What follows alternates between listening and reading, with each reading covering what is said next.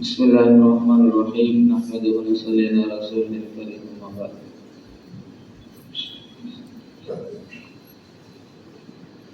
خير الحمد لله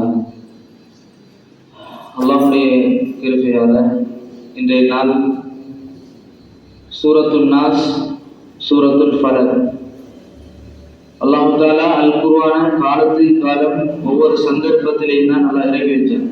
நபி அவங்களுக்கு குர்ஆன் முழுமையாக இறக்கப்படல. 23 வருஷத்துக்குள்ளால தான் பூர்த்தியாக இறங்கிச்சு. கடைசி ஹஜ்ஜுடைய ஹிஜ்ரி 10ஆம் ஆண்டு நபி அவங்க தன் வாழ்க்கையில செஞ்ச முதலாவது ஹஜ்ஜும் அதுதான், கடைசி ஹஜ்ஜும் அதுதான். அந்த கடைசி ஹஜ்ஜில ஹஜ்ஜத்துல் வதாவுல வச்சு அல்லாஹ் குர்ஆனுடைய ஒரு வசனத்தின் மூலமாக முழு குர்ஆனையும் எல்லாம் பரிபூர்ணப்படுத்தினான். அல்யௌம அக்மல்து லக்கும் தீனக்கும் வஅத்மம்து அலைக்கும் நிஅமதி என்ற ஆயத்தை கொண்டு குர்ஆன் பூர்ணப்படுத்தி அதுக்கு பின்னால எதுவும் வஹியாக நபிக்கு அறிவிக்கப்படவில்லை. அதனால குர்ஆன் அல்ல சந்தர்ப்பத்துக்கு ஏற்ற மாதிரி தான் என்ன செஞ்சான், இறக்கி கொடுத்தான். எல்லா சூறாக்களுக்கும் இறங்கியதற்கான காரணங்கள் இருக்குது.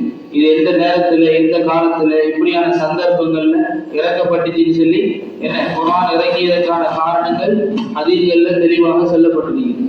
அந்த அடிப்படையில குல் அஊது பிரப்பின் நாஸ் குல் அஊது பிரப்பில் ஃபலக் இது ரெண்டு சூறாக்களும் இறங்கின காரணம் ஒன்றுதான். நபி ஸல்லல்லாஹு அலைஹி வஸல்லம் அவங்களுக்கு கடுமையான நோய் ஏற்பட்டிருந்துச்சு, ஏலாத நோய். நபியவங்க கடும் கஷ்டமான நிலைமையில இருந்தாங்க. அந்த நேரத்துல 2 மலக்குமார்கள் வந்தாங்க.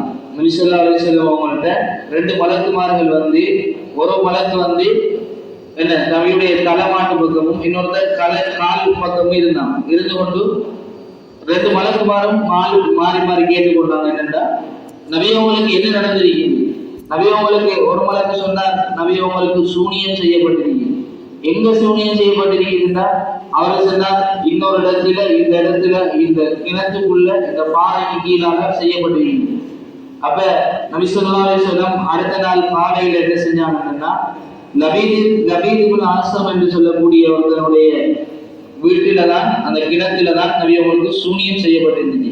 நபி அவங்க அடுத்த நாள் காலையில அம்மா ரலியல்லாஹு அன்ஹுவையும் இன்னும் சில சஹாபாக்களை அனுப்பி நபி ஸல்லல்லாஹு அலைஹி வஸல்லம் அந்த கிணத்துக்குள்ள இருந்த சூனியத்தை எடுத்துட்டு வர சொல்லி சொன்னாங்க.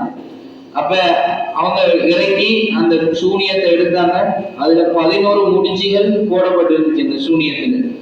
இதுல அதுக்கு பின்னால நபி ஸல்லல்லாஹு அலைஹி வஸல்லமுடைய அந்த வருத்தம் என்ன செஞ்சு குணமாயிடுச்சு. சரியான கஷ்டப்பட்டான். நபியவங்க கடும் நோய்க்குள்ளாக்கப்பட்டான். நபியுடைய ஆடையும் அதே போல முடியும் வைத்துதான் சூனியம் செய்யப்பட்டிருந்தது. பொதுவாக இந்த இடத்துல உணர்ந்து வேண்டிய விஷயம் என்னன்னா, சூனியம்ன்ற கலை இருக்குது. நபி சுலைமான் அலைஹிஸ்ஸலாத்துடைய காலத்துல சூனியம் பிரபல்யமாக இருந்துச்சு. அந்த கலையை மக்கள் படிச்சிருந்தாங்க. ஆனா அந்த சூனியத்துடைய நம்பிக்கை எங்களுக்கு எப்படி இருக்கணும்னா, சூனியம் சொல்றது இருக்குது. ஆனா இப்பே காலத்துல சூனியம் இருக்குதான்னு கேட்டா அது இருப்பதற்கு சாத்தியம் இல்லை. இப்ப இருக்கிறதெல்லாம் என்னன்னா, அந்த பரிசாரம் பார்க்கிற அந்த இதெல்லாம் சொல்லுவாங்க. அது ஏன்னா கெட்ட செய்தாங்களை ஜின்களை வசப்படுத்தி தான் அந்த விஷயங்கள் செய்யப்படுது. அதனால சூனியத்திலே நம்பிக்கைகள் வாரதும் சிறுக்குள்ள உண்டு. சூனியம் இருக்கிறது நம்பி இருக்கிறோம், இவருக்கு சூனியம் தான் செய்யப்பட்டிருக்குது என்று சொல்றது வந்துட்டு அது எங்களை சிறுக்குல ஒன்றை சேர்த்து. அதனால அறியாம இந்த விஷயங்களை நாங்க பேசிக்கப்படாது. அந்த சந்தர்ப்பத்துல தான் அல்லாஹ் தஆலா குல் அஊது பிரப்பின் நாஸையும் குல் அஊது பிரப்பில் ஃபலக்கையும் நபிக்கு இறக்கினான். இது 2 சூறாக்களை ஓததான் அந்த சூனியத்துடைய ஒவ்வொரு முடிஞ்சும் அவிழ்ந்துச்சு. இந்த 2 சூறா இறக்கப்பட்ட காரணம் சூனியத்தை முறியடிக்கிறது. இந்த 2 சூறாக்களுடைய கருத்தும் அதுதான். 2 சூறாக்கள் இப்ப சின்ன பிள்ளைகளுக்கு கண்ணூர் வந்துட்டு, அதே போல சின்ன பிள்ளைகளுக்கு நோய் கத்துது, தூக்கம் இல்லாம இருக்குது, இப்படியெல்லாம் நிறைய பிரச்சனை. எல்லாம் சைத்தானியத்தான கெடுதிகள், உலகத்துடைய கெடுதிகள், சைத்தானியத்தான கெடுதிகள். 2ஐயும் விட்டு பாதுகாக்கக்கூடிய இந்த 2 சூறாக்கள் தான் முக்கியமான சூறாக்கள்.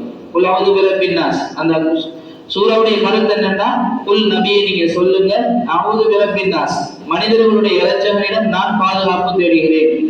மலிக்கின் நாஸ் மனிதர்களுடைய அரசன் அல்லாஹ், அதான் மனிதர்களுடைய அரசன் அவன் தான். இலாஹின் நாஸ் மனிதர்களுடைய கடவுள் அவன் தான்.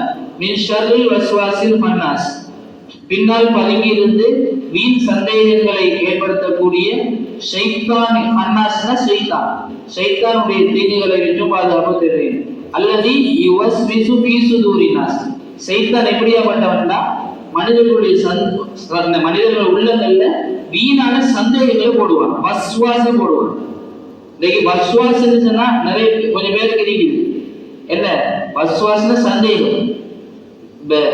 ஆரம்பம் சின்ன சின்ன விஷயங்கள் தான் இது வரும். முடிவு எங்க போய் அமைகின்ற வஸ்வாசுடைய முடிவு கடைசியா அல்லாஹ் இருக்கானா இல்லையான்னு சொல்ற அளவுக்கு கொண்டு போய் சேரும். சிலாக்களை பார்த்துருப்போம், என்ன உது செய்வாங்க, அவங்க உது செஞ்சுட்டே இருப்பாங்க, 5, 6, 7 தடவைகள் கையை கழுவிட்டே இருப்பாங்க. ஏன்னா இது வஸ்வாஸ், ஒழுங்கா கழுவினமா இல்லையா சந்தேகப்படும். சிலாக்கள் என்ன டாய்லெட் போவாங்க, போயிட்டு வெளியாகி வருவாங்க, அந்த சுத்தம் செஞ்சுட்டு வருவாங்க, ஆனா கழுவினமாயிருக்கு, என்ன திரும்பி சிறுநீர் வெளியாகிற மாதிரி. இப்படி வஸ்வாசில உண்டாக்கி ஷைத்தான் அல்லாத விஷயத்துல கடைசியாக கொண்டு வந்து எங்களை என்ன செய்வாங்க, விடுவாங்க. அதனால வஸ்வாஸ் வாரத்துக்கு எங்களுக்கு நாங்க எல்லாம் சரியா செய்கிறோம், எங்களுக்கு மனசுல மன திருப்தியா இருக்குது. உதாரணமா நாங்க உதுவும் சரியா தான் செஞ்சிருக்கிறோம், மன திருப்தி இருக்கிறோம். முதலாவது நாங்க நம்பணும் எங்களை. அப்படி நம்பி இருந்து வஸ்வாஸ் வந்தா, நான் சொல்றது பொதுபோக்கான உதவி செஞ்சோட்டு எனக்கு சந்தேகம் வந்து நான் ஒன்று வரையில அது திரும்பி செய்யணும். நான் சொல்றது உறுதியாக எங்களுக்கு நாங்க செஞ்ச நம்பிக்கை இருக்கு. அப்படி செஞ்சுட்டு திருப்பி ஒரு சந்தேகம் வந்தா இல்ல நான் செஞ்சது சரின்னு எடுக்கணும், திரும்ப உதவி செய்ய தேவையில்லை. அல்லாஹ் அதுக்கு பாவத்தை தர மாட்டான். வஸ்வாச விடுவிக்கிறதுக்கான வழி நான் இப்படித்தான் இருக்கிறேன். இப்ப அல்லாஹ் பார்த்துட்டு இருக்கிறான், அல்லாஹ்க்கு கை இருக்குதா, அல்லாஹ்க்கு கண் இருக்குதா, அல்லாஹ் இப்படி எல்லாம் மனிதர்கள் உருவாக கேள்விகள் கேட்கப்படுது. நெகிடையும் 2-3 பேர் கேட்டா சில விஷயங்கள் அல்லாத விஷயத்திலேயே கேட்டா, ஏன்னா ஷைத்தான் தலையை போட்டு குழப்பி எப்படியாவது எங்களை இந்த மார்க்கத்தை விட்டு வெளியாக்கணும்னு அது தெரியும்.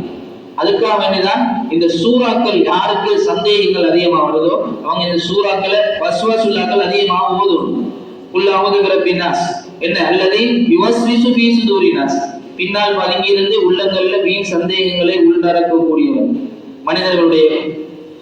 கடைசியாக அல்லாஹ் எப்படி முடிக்கிறான், மினல் ஜின்னதி வன்னாஸ். இந்த கூட்டம் 2 பேர்ல இருக்காங்க, வஸ்வாசம் உண்டு பண்ணக்கூடியது. மனிதர்களையும் இருக்காங்க, ஜின்களையும் இருக்காங்க. அல்லாஹ் குர்ஆன்ல முடிக்கிறான். இது எங்களை ஷைத்தானை விட்டு பாதுகாக்கிறதுக்கு அல்லாஹ் இடத்துல கேட்கிற துஆ தான் இந்த சூரா. 2வது சூரா குல் அஊது பிரப்பில் ஃபலக். இந்த சூராவும் நபி அவங்களுக்கு சூனியம் செய்யப்பட்ட நேரத்துல தான் என்ன செஞ்சு இறக்கப்பட்டுச்சு. இதோட கருத்து என்ன, குல் அஊது பிரப்பில் ஃபலக், நபியே நீங்க சொல்லுங்க வைகரையின் இறைச்சகன். வைகரைன்னா அதிகாலை பொழுது காலை பொழுது, அந்த வைகரையுடைய இறைச்சகனிடம் நான் பாதுகாவல் தேடுகிறேன். மின் ஷர்ரி மா ஹலக், அவன் படைத்த ஒன்றை விட்டும். மின் ஷர்ரி காசிகின் இதா வகப், என்ன அந்த படைத்த அந்த படைப்பினத்துடைய இருளுடைய தீங்கை விட்டும் நான் பாதுகாவல் தேடுகிறேன்.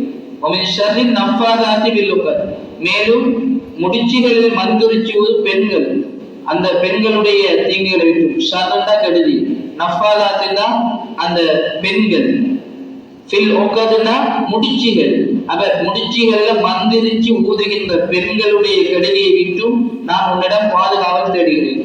ஒமின் ஷர்ரி ஹாசிதின் இதா ஹசன், பொறாமைக்காரர்களுடைய, ஹாசிதுனா பொறாமைக்காரன், ஹசதுனா பொறாமை. அப்ப ஒமின் ஷர்ரி ஹாசிதின், பொறாமைக்காரருடைய பொறாமையினுடைய கெடுதியை விட்டும் நான் பாதுகாவல் தேடுகிறேன். இது 2 சூறாவும் எங்களோட உலகத்தில பொறாமப்பட்டாலும் சரி, உலகத்தில் என்னெல்லாம் தீங்கு இருக்குது அதை விட்டு பாதுகாக்கும். அடுத்தது ஷைத்தானுடைய ஜின்களுடைய தீண்டுதல்களை விட்டு பாதுகாக்கும். நபியவங்களுக்கு இந்த சூரா சாராம்சமே தான், நபியவங்களுக்கு சூனியம் செய்யப்பட்டிருந்துச்சு. லபீத் இப்னு அஸ்ஸம் என்ற ஒரு மனிதன் ஒருத்தனுடைய கிணத்துக்குள்ளதான் அந்த சூனியம் செய்யப்பட்டிருந்துச்சு. அந்த சூனியத்தை நபியவங்களுக்கு மலக்குமார்கள் அறிவிச்சாங்க. அந்த நேரத்துல நபி ஸல்லல்லாஹு அலைஹி வஸல்லம் அம்மார் இப்னு யாசிர் ரலியல்லாஹு அன்ஹு அனுப்பி அந்த சூனியத்தை எடுத்து வர சொன்னாங்க. அந்த சூனியம் எடுத்துட்டு வரப்பட்டுச்சு. அந்த முடிச்சுகளை நபி அவங்களுக்கு சூறா ஓத அந்த ஒவ்வொரு முடிச்சுகளாக அவிழ்ந்துச்சு. அது இந்த 2 சூறாவும் அல்லாஹ் இறக்கின காரணம் இந்த சூனியம் செய்யப்பட்ட சந்தர்ப்பத்தில் தான். இதுக்காக வேண்டிதான் இந்த குர்ஆன்ல இந்த 2 சூறாக்கள் இறக்கப்பட்டுச்சு. நான் சொல்ல வர என்ன விஷயம்னா, குர்ஆன்ல ஏராளமான விஷயங்கள் எங்களுக்கு தேவையான விஷயங்கள் இருக்குது. தேவையில்லாத ஒரு விஷயம் எங்களுக்கு இல்லை. முழுமையாக 100க்கு 100 எங்களுக்கு தேவையான விஷயம் தான் குர்ஆன்ல இருக்குது. நாங்க குர்ஆனை புரட்டுறதுக்கு நேரம் இல்லாம இருக்கும், குர்ஆனுடைய தர்ஜுமாக்களை வாசிக்கிறதுக்கு நேரம் இல்லாம இருக்கும். குர்ஆன் எல்லாம் பல வகையான சம்பவங்களும் சொல்றாங்க, பல வகையான உதாரணங்களும் சொல்றாங்க. அதனால குர்ஆனை விளங்குறதுக்கு நாங்க கட்டாயம் முயற்சி செய்யணும். குர்ஆனை எப்ப நாம் விளங்கி ஓதினோம்னா நாங்க என்ன செய்வோம்? இப்ப குலவுதுபிற பின்னாசுடைய கருத்து விளங்கி ஒரு ஓதுறாருன்னா எப்படி என்ன எண்ணத்தோடு ஓதுவார்? நாங்க தலைவிளைகிற நோயில கெடுதியை விட்டு மல்லாடத்துல பாதுகாக்கிற எண்ணத்துல துவாவுடைய எண்ணத்துல ஓத போறார். இது அர்த்தம் தெரியாதவரால் ஓதினா என்ன எப்படி ஓதுவார்? சும்மா ஓதிட்டு போவார். அப்ப எந்த ஒரு சிந்தனையும் இருக்காது. அதனால சிந்தனை உள்ள குர்ஆனைத்தான் எங்களுக்கு செல்லுது. வெறுமனே எங்களை சும்மா வாசிச்சு போற மாதிரி, புத்தகத்தை வாசிச்சுட்டு போற மாதிரி குர்ஆனை வாசிச்சுட்டு போக செல்லுது.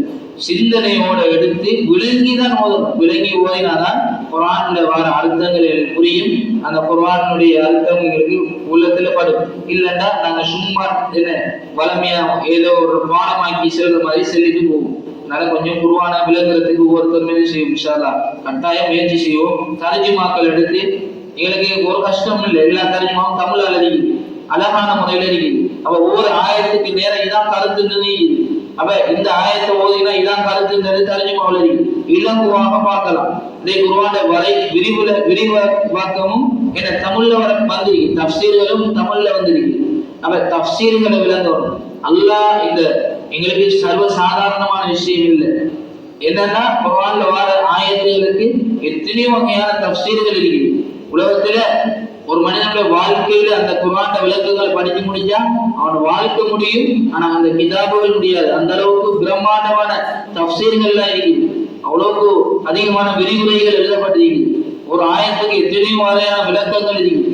அதனால நாங்க விளங்குறது குறைஞ்சது எங்களை அடிப்படையான சின்ன சின்ன சூறாக்களையாவது நாங்க என்ன செய்யறது, விளங்குறதுக்கு நாங்க முயற்சி செய்யணும். இன்ஷா அல்லாஹ். சுப்ஹானல்லாஹி வ பிஹம்திஹி சுப்ஹானல்லாஹி வ பிஹம்திஹி.